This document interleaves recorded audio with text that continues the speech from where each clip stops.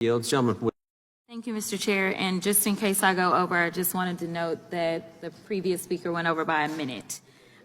We've heard a lot about the fact that Democrats have been talking about Elon Musk.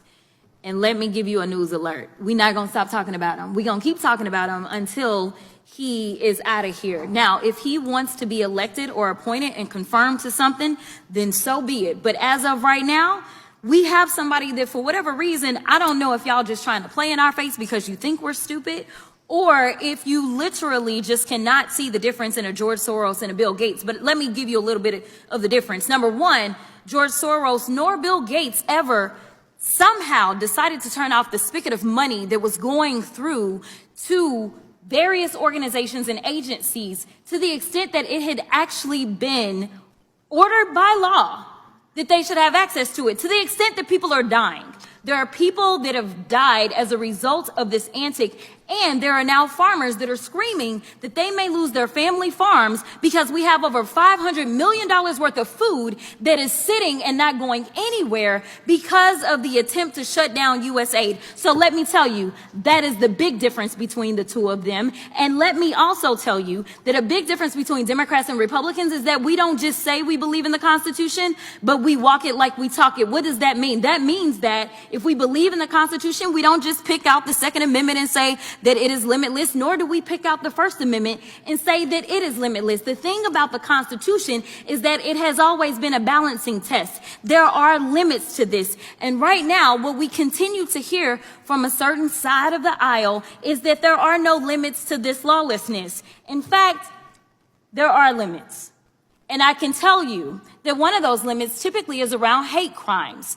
You may or may not know that when it comes down to it, if somebody decides that they want to send something hateful in, say, the U.S. mail, they can actually go to prison for that, up to 5 years in prison. So yes, there are always going to be limits. So when we start to talk about Trump and him being pulled down on any platform, this just happened to be after he incited an insurrection. This just happened to be after, in a bipartisan way, this particular chamber decided that they were going to impeach him. So there was something a little different about what he did, because as we know, it led to people actually dying. But let's talk about who's doing the nefarious things with the tech giants. Because I don't think that one side of the aisle is promoting truth, but sometimes it may seem a little treasonous. All right, so we've got this article right here about this guy. Meta says it will end its fact-checking program on social media posts. I'll talk about that a little bit later.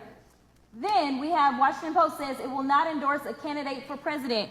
We also know that actually they absolutely intended to endorse Kamala Harris. We have this one. Google Maps now show Gulf of America instead of Gulf of Mexico for app users in the United States, which is a complete farce because it's the Gulf of Mexico. It always has been.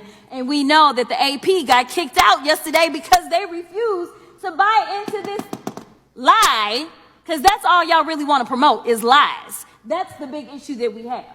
Elon Musk boosted false U.S. aid conspiracy theories to shut down global aid. Now, while he was boosting those lies about U.S. aid, and he was stopping money going for, say, things such as Head Start, somehow the only money that didn't stop was the money to him and his organization. Now, I don't know how you can have him be the watchdog as well as the guy that is literally living off of the government. If we want to talk about government welfare, it looks like Elon Musk, because it's my understanding that just on yesterday, a new contract was approved for approximately $300 million for Elon Musk. So listen, I just want y'all to be honest. You want to sit here, you want to lie, because so often we hear, well, you know, yeah, we did lie. In fact, he admitted that he lied when he was in the Oval Office yesterday.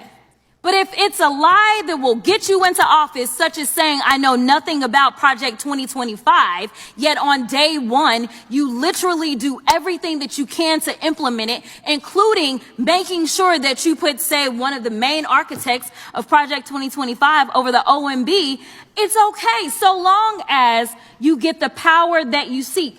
The problem is that the game is going to be on the American people. And when I say the American people, I mean all of us. Unfortunately, I am also stuck in the twilight zone because of the lies that were allowed to be propagated. Just like when you're talking about vaccines and all this nonsense. Right now in my state of Texas, there is an outbreak of measles. And what they are finding is that because there's been so much disinformation about vaccines, that kids are sick right now with measles that they did not have to have if they just trusted doctors and experts instead of randoms online. So I will end by saying this, Mr. Chairman, because I know we believe in Jesus in this chamber.